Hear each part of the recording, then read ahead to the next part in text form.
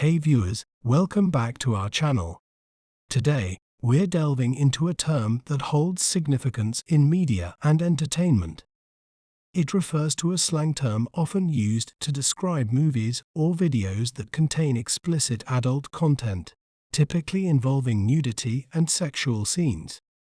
Let's break down this word to better understand its pronunciation.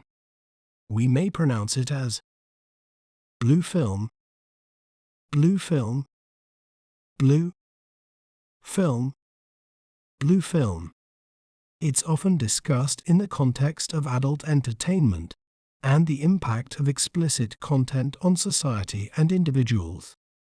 If you enjoyed learning about blue films, be sure to subscribe to our channel for more educational content. Thanks for watching. Remember, knowledge is power. See you next time.